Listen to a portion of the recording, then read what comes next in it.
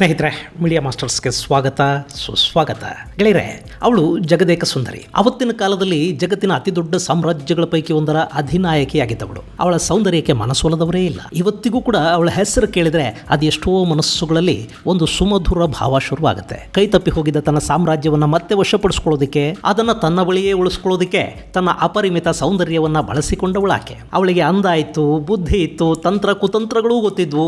ಅಷ್ಟೇ ಪ್ರಮಾಣದ ಅಹಂಕಾರ ಕೂಡ ಇತ್ತು. ಅದು ಸೌಂದರ್ಯಾಹಂಕಾರ. ಕಡೆಗೆ ಆಕೆಯ ಅಂತ್ಯಕ್ಕೆ ಕಾರಣವಾಗಿದ್ದು ಕೂಡ ಅದೇ ಸೌಂದರ್ಯದ ಅಹಂಕಾರನೇ. ಅಂಥ ಚೆಲುವಿನ ಗಣಿಯ ಬದುಕು ಕೂಡ ಬರೀ ಆಕಸ್ಮಿಕಗಳ ಗೂಡಾಗಿತ್ತು. ಅವಳು ತನ್ನ ತಮ್ಮನನ್ನೇ ಮದುವೆ ಆಗಬೇಕಾಗಿ ಬಂತು. ಸಾಮ್ರಾಜ್ಯ ಉಳಿಸ್ಕೊಳ್ಳೋದಕ್ಕಾಗಿ ಹೂಡಿದ ತಂತ್ರ ಅವಳನ್ನ ಸಾಮ್ರಾಟನೊಬ್ಬನ ಹೃದಯ ಸಾಮ್ರಾಜ್ಞಿಯನ್ನಾಗಿ ಮಾಡ್ತು. ಆ ಸಾಮ್ರಾಟನ ಸಾವಿನ ಬಳಿಕ ಅವಳ ಮೇಲೆ ಮತ್ತೊಬ್ಬನ ಕಣ್ಣು ಬಿತ್ತು. ಅವಳು ಅವನನ್ನೂ ಸ್ವೀಕರಿಸಿದ್ಲು. ಕಡೆಗೆ ಮಗನ ಸಮಾನನಾದವನ ಮುಂದೆ ಸೌಂದರ್ಯ ಉಳಿಸೋದಕ್ಕೆ ಹೋಗಿ ಸೋತ್ ಹೋದ್ಲು. ಆ ಅವಮಾನ, ಅಹಂಕಾರಕ್ಕೆ ಬಿದ್ದ ಪೆಟ್ಟು ಅವಳಲ್ಲಿ ಬದುಕುವ ಇಚ್ಛೆಯನ್ನೇ ನಾಶ ಮಾಡಿಬಿಡ್ತು. ಕಡೆಗೆ ಅವಳು ಹಾವುಗಳಿಂದ ಕಚ್ಚಿಸ್ಕೊಂಡು ತನ್ನ ಅಂತ್ಯವನ್ನ ತಾನೇ ತಂದುಕೊಂಡು ಬಿಟ್ಲು. ಗೆಳೆಯರೆ, ಇಲ್ಲಿವರೆಗೆ ಮಾತ್ರ ಅವಳ ಕಥೆ ನಮಗೆ ಸಿಗತ್ತೆ. ಆನಂತರ ಅವಳ ದೇಹ ಏನಾಯ್ತು? ಅವಳನ್ನ ಎಲ್ಲಿ ಸಮಾಧಿ ಮಾಡಿದ್ರು?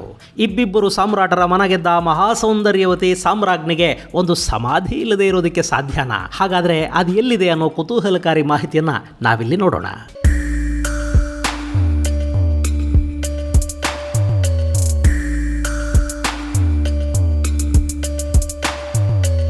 ಗೆಳೆಯರೆ, ಅವಳನ್ನು ವರ್ಣಿಸೋದಾದ್ರೂ ಹೇಗೆ? ಆಕೆ 2000 ವರ್ಷಗಳ ಹಿಂದಿನ ಕಥಾನಾಯಕಿ. ಅವಳಿಲ್ಲದೆ ಇದ್ದಿದ್ರೆ ಆ ಇತಿಹಾಸ ಅಷ್ಟೊಂದು ರೋಚಕವಾಗಿ ಇರ್ತಲೇ ಇರಲಿಲ್ವೇನೋ. ಯುದ್ಧ, ದ್ವೇಷಗಳ ನಡುವೆ ಅಲ್ಲೊಂದು ಪ್ರೇಮ ಕಥೆಗೆ ಕಾರಣಳಾದವಳು ಆಕೆ. ಅವಳ ಹೆಸರು ಕ್ಲಿಯೋಪಾತ್ರಾ. ಈ ಕ್ಲಿಯೋಪಾತ್ರಾಳ ಬಗ್ಗೆ ನಿಮ್ಮಲ್ಲಿ ಸಾಕಷ್ಟು ಜನ ಕೇಳಿರಬಹುದು. ಒಂದಷ್ಟು ಮಂದಿ ಅವಳ ಇತಿಹಾಸವನ್ನು ಓದಿರಲೂಬಹುದು. ಈಜಿಪ್ಟ್ ಅಥವಾ ರೋಮ್ನ ಇತಿಹಾಸವನ್ನು ಓದುವಾಗ ಈ ಕ್ಲಿಯೋಳ ಉಲ್ಲೇಖ ಇಲ್ಲದೆ ಮುಂದೆ ಹೋಗೋದಕ್ಕೆ ಸಾಧ್ಯನೇ ಇಲ್ಲ. ಅಷ್ಟರ ಮಟ್ಟಿಗೆ ಕ್ಲಿಯೋಪಾತ್ರಾ ಇತಿಹಾಸವನ್ನು ಆವರಿಸಿಬಿಟ್ಟಿದ್ದಾಳೆ. ಆದರೆ ಅವಳ ಸಮಾಧಿ ಮಾತ್ರ ಇವತ್ತಿಗೂ ಎಲ್ಲಿದೆ ಅನ್ನೋದನ್ನ ಪತ್ತೆ ಮಾಡೋದಕ್ಕೆ ಸಾಧ್ಯ ಆಗಿಲ್ಲ. ಅಲ್ಲಿ ಸಾಕಷ್ಟು ಸಂಶೋಧನೆಗಳು ನಡೆದಿವೆ, ಉತ್ಖನನಗಳನ್ನು ಮಾಡಲಾಗಿದೆ. ಅವತ್ತಿಗೆ ಯಾವ ಪ್ರದೇಶದಲ್ಲಿ ಅವಳನ್ನು ಹೂತಿರಬಹುದು ಅನ್ನೋ ನಿಟ್ಟಲ್ಲಿ ಸಮಾಧಿ ಹುಡುಕುವ ಸಾಕಷ್ಟು ಪ್ರಯತ್ನಗಳು ಆಗಿವೆ. ಇನ್ನು ಕ್ಲಿಯೋ ಸಮಾಧಿಯ ಬಗ್ಗೆ ಚಿತ್ರ ವಿಚಿತ್ರ ಕಲ್ಪನೆಗಳು ಕೂಡ ಈಜಿಪ್ಷಿಯನ್ನರಲ್ಲಿವೆ. ಆ ಕಲ್ಪನೆಗಳೇನು, ಸಮಾಧಿಯ ಬಗ್ಗೆ ಸಂಶೋಧಕರು ಕೊಟ್ಟ ವ್ಯತಿರಿಕ್ತ ಅಭಿಪ್ರಾಯಗಳೇನು ಅನ್ನೋದನ್ನು ನೋಡೋದಕ್ಕೂ ಮೊದಲು ಈ ಕ್ಲಿಯೋಪಾತ್ರಾ ಬಗ್ಗೆ ಒಂದಷ್ಟು ಮಾಹಿತಿಯನ್ನು ನಿಮಗೆ ಕೊಟ್ಟುಬಿಡ್ತೀನಿ.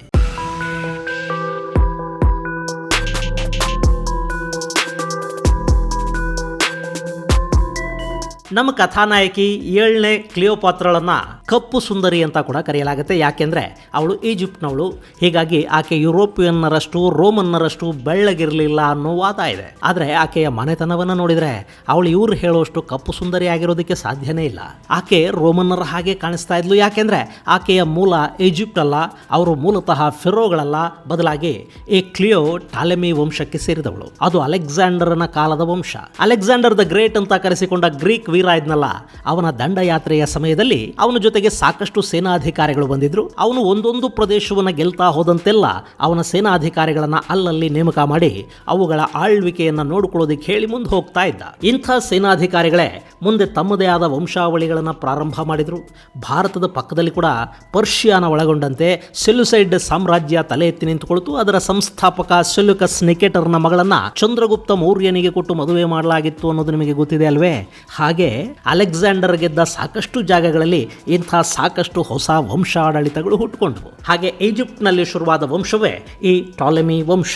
ಅಲ್ಲ, ಇವ್ರು ಹೇಳಿ ಕೇಳಿ ಗ್ರೀಕರು, ಆದರೆ ಈಜಿಪ್ಷಿಯನ್ನರಾಗಿ ಬದಲಾಗಿದ್ದಾದರೂ ಹೇಗೆ ಅನ್ನೋ ಅನುಮಾನ ಸಾಕಷ್ಟು ಜನರಲ್ಲಿ ಬರಬಹುದು. ಗೆಳೆಯರೆ, ಇಲ್ಲಿ ಟಾಲೆಮಿ ಆಳ್ವಿಕೆ ಶುರುವಾದ ನಂತರ ಅವರು ಪಕ್ಕಾ ಈಜಿಪ್ಷಿಯನ್ನರಾಗ್ತಾ ಹೋದರು. ತಮ್ಮನ್ನು ತಾವು ಫೆರೋಗಳು ಅಂತಲೇ ಕರ್ಕೊಂಡ್ರು. ಅವರು ತಮ್ಮ ಆಚರಣೆಗಳನ್ನು ಅಲ್ಲಿ ಹೇರೋದಕ್ಕೆ ಹೋಗಲಿಲ್ಲ. ಬದಲಿಗೆ ಅಲ್ಲಿನ ಹಿಂದಿನ ಫೆರೋಗಳ ಆಚರಣೆಗಳೇನಿದ್ವು ಅವನ್ನೇ ತಾವು ಅನುಸರಿಸೋದಕ್ಕೆ ಶುರು ಮಾಡಿದರು. ಅವುಗಳ ಪೈಕಿ ಒಂದು ಶುದ್ಧ ರಕ್ತದ ಪರಂಪರೆಯನ್ನು ಬೆಳೆಸೋದು. ಅವತ್ತಿಗೆ ಈಜಿಪ್ಟ್ನ ಫೆರೋಗಳಲ್ಲೊಂದು ಪದ್ಧತಿ ಇತ್ತು. ಅವರ ರಕ್ತ ತುಂಬಾನೇ ಶ್ರೇಷ್ಠ ಅನ್ನೋ ಭಾವನೆ ಅವರದ್ದು. ಅವರು ತಮ್ಮ ರಕ್ತದೊಂದಿಗೆ ಬೇರೆ ಯಾವುದೇ ರಕ್ತವನ್ನು ಸೇರಿಸ್ಕೋಬಾರ್ದು ಅಂತ ಹೇಳ್ತಾ ಒಡ ಹುಟ್ಟಿದವರನ್ನೇ ಮದುವೆಯಾಗುವ ವಿಚಿತ್ರ ಪದ್ಧತಿಯನ್ನು ಬೆಳೆಸ್ಕೊಂಡಿದ್ರು. ಟಾಲೆಮಿಯ ವಂಶ ಕೂಡ ಈ ಆಚರಣೆಯನ್ನು ಮುಂದುವರಿಸಿಕೊಂಡು ಬಂತು. ಟಾಲೆಮಿಯ ವಂಶದಲ್ಲಿ ಒಂದೇ ಒಂದು ಬಾರಿ ಹೊರಗಿನ ಮದುವೆಯನ್ನು ಬಿಟ್ಟರೆ ಉಳಿದೆಲ್ಲ ಕೂಡ ಸಹೋದರ ಸಹೋದರಿಯರ ಮದುವೆನೆ. ಇನ್ನಿವರು ಹಾಗೆ ಹೊರಗಿನ ಸಂಬಂಧವನ್ನು ಬೆಳೆಸಿದ್ದು ಕೂಡ ಸೆಲ್ಯೂಸೈಡ್ ವಂಶದ ಜೊತೆಗೆ. ಅಲ್ಲಿನ ಯುವರಾಣಿಯನ್ನ ಟಾಲೆಮಿ ವಂಶಕ್ಕೆ ತಂದುಕೊಳ್ಳಾಯಿತು. ಅದನ್ನು ಹೊರತುಪಡಿಸಿದರೆ ಇನ್ನೆಲ್ಲೂ ಕೂಡ ರಕ್ತ ಬೆರಿಲಿಲ್ಲ. ಹೀಗಾಗಿನೇ ಕ್ಲಿಯೋಳನ್ನ ಕಪ್ಪು ಸುಂದರಿ ಅಂತ ಕರೆಯೋದು ಎಷ್ಟು ಸರಿ ಅನ್ನೋ ಅಭಿಪ್ರಾಯಗಳು ಕೂಡ ಇಲ್ಲಿ ಮೂಡುತ್ತವೆ. ಬಹುಶಃ ಅವಳು ರೋಮನ್ನರಷ್ಟು ಕೆಂಬಣ್ಣವನ್ನು ಹೊಂದಿರಲಿಲ್ವೇನೋ, ಹೀಗಾಗಿ ಕಪ್ಪು ಸುಂದರಿ ಅಂತ ಅವಳನ್ನು ಕರೆದಿರಬಹುದು.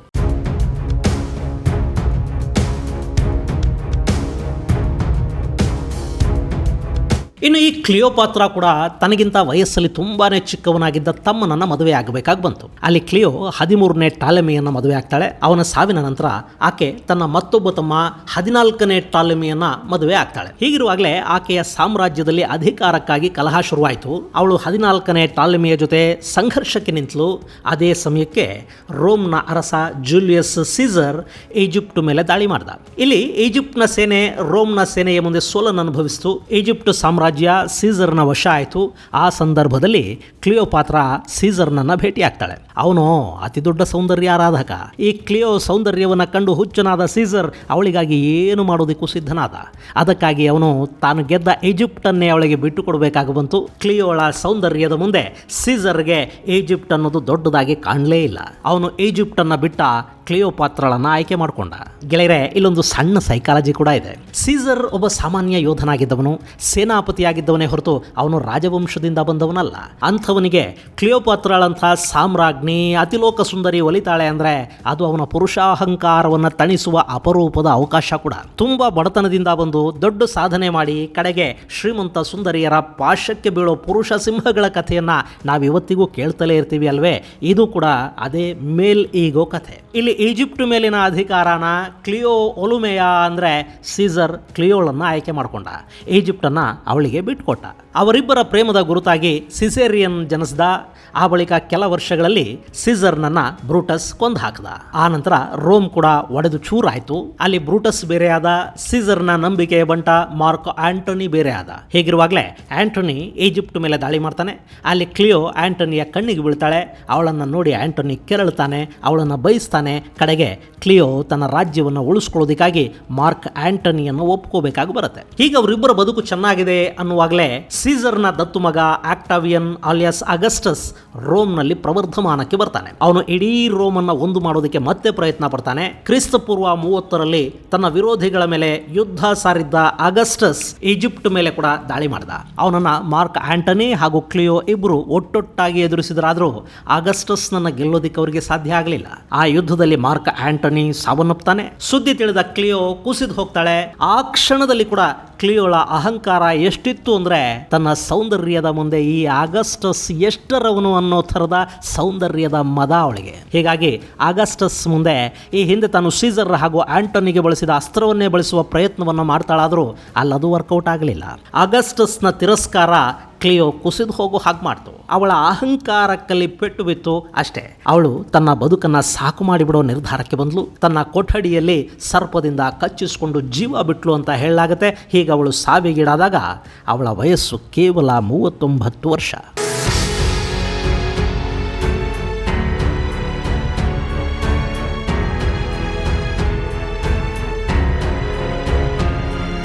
ಗೆಳೆಯರೆ, ಕ್ಲಿಯೋಪಾತ್ರಳ ಸಾವಿನ ಬಗ್ಗೆ ಸಾಕಷ್ಟು ಕೇಳಿರ್ತೀರಿ. ಆದರೆ ಆಕೆಯ ಸಾವಿನ ನಂತರ ಆಕೆಯನ್ನು ಎಲ್ಲಿ ಸಮಾಧಿ ಮಾಡಲಾಯಿತು ಅನ್ನೋ ಮಾಹಿತಿ ಮಾತ್ರ ಇವತ್ತಿಗೂ ನಿಗೂಢವಾಗಿ ಉಳ್ಕೊಂಡಿದೆ. ಇದರ ಬಗ್ಗೆ ಸಂಶೋಧಕರಲ್ಲಿ ಕೂಡ ಸಾಕಷ್ಟು ಭಿನ್ನ ಅಭಿಪ್ರಾಯಗಳಿವೆ. ಕೆಲವರು ಕ್ಲಿಯೋ ಹಾಗೂ ಮಾರ್ಕ್ ಆಂಟನಿ ಇಬ್ಬರನ್ನು ಕೂಡ ಅವತ್ತಿಗೆ ಈಜಿಪ್ಟ್ನ ವಶದಲ್ಲೇ ಇದ್ದ ಅಲೆಕ್ಸಾಂಡ್ರಿಯಾದಲ್ಲಿ ಹೂಳಲಾಯಿತು ಅಂತ ಹೇಳ್ತಾರೆ. ಇನ್ನು ಕೆಲವರು ಆಕೆಯ ಸಮಾಧಿ ಅಲೆಕ್ಸಾಂಡ್ರಿಯಾದಿಂದ ಸೌತ್ ವೆಸ್ಟ್ ಅಲ್ಲಿರುವ ತಪೋಸಿರಿಸ್ ಮ್ಯಾಗ್ನಾ ಅನ್ನೋ ದೇವಾಲಯದ ಬಳಿ ಇರಬಹುದು ಅಂತ ಹೇಳ್ತಾರೆ. ಹಾಗೇನೆ ಮತ್ತೆ ಕೆಲವರು ಇಲ್ಲ ಅವರಿಬ್ಬರ ಸಮಾಧಿ ಅಲೆಕ್ಸಾಂಡ್ರಿಯಾದಲ್ಲೇ ಮಾಡಲಾಯಿತು. ಈಗ ಮೆಡಿಟರೇನಿಯನ್ ಸಮುದ್ರದ ನೀರಿನ ಪ್ರಮಾಣ ಹೆಚ್ಚಾದ ಕಾರಣದಿಂದ ಆ ಸಮಾಧಿ ನೀರಲ್ಲಿ ಮುಳುಗಿ ಹೋಗಿರಬೇಕು ಅಂತ ಹೇಳ್ತಾರೆ. ಇದೇ ವಾದವನ್ನು ಮಂಡಿಸುವ ಇನ್ನು ಕೆಲವರು ಅಲೆಕ್ಸಾಂಡ್ರಿಯಾದಲ್ಲಿ ಅವರ ಸಮಾಧಿ ಇತ್ತು, ಆದರೆ ಕ್ರಿಸ್ತ ಶಕ 350ರಲ್ಲಿ ಮೆಡಿಟರೇನಿಯನ್ ಸಮುದ್ರದಲ್ಲಿ ಉಂಟಾದ ಸುನಾಮಿ ಅಲ್ಲಿ ಎಲ್ಲವನ್ನು ನಾಶ ಮಾಡ್ತು. ಹೀಗಾಗಿ ಅವರಿಬ್ಬರ ಸಮಾಧಿ ಕೂಡ ಮೆಡಿಟರೇನಿಯನ್ ಸಮುದ್ರದಲ್ಲಿ ಮುಳುಗಿ ಹೋಗಿರಬೇಕು ಅನ್ನೋ ವಾದವನ್ನು ಮಂಡಿಸ್ತಾರೆ.